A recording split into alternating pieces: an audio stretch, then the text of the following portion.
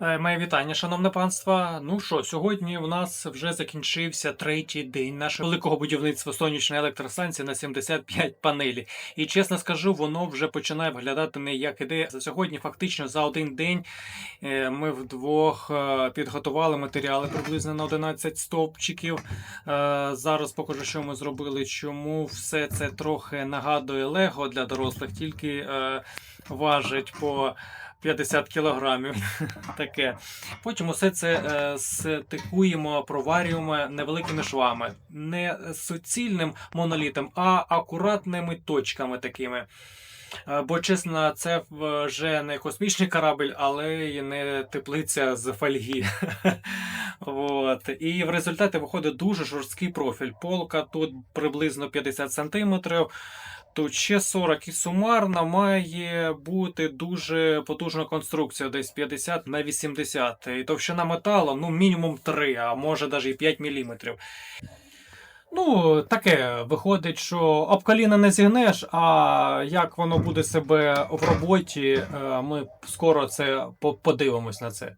Частина труб буде бетонуватися десь до цього рівня, можливо, ще доваримо довгу арматуру як додаткову точку опори, тому що конструкція буде велика. 75 панелі – це вже не балконна сонячна, це вже нормальна домашня електростанція. Також сьогодні ми чистили труби, вибивали землю, прочистили все всередині, готували метал під бетонування. Всередині там, звісно, є стара іржа, але, чесно, ті труби та на відкритому повітрі простояли півстоліття. Я думаю, у бетоні і без кисню вони ще нас переживуть з вами.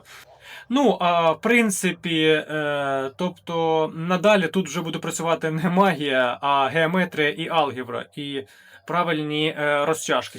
На завтра у нас вже підготовлений матеріал для коротких стовпчиків. Тут уже йде 2-дюймова труба, теж дуже товста стінка, десь, ну, мінімум, бляха, 3-4, може і 5 мм. Для коротких опор цього більше, ніж достатньо. Також будемо чистити уголки, готувати перемички, підбивати, підрізати арматуру і думати, де ще знайти метрів так 16 труби. Бо знаєте, як воно буває на будівництві. Спочатку думаєш, а нам трошки металу треба, а потім ще одну трубу, ще одну і ще трошечки.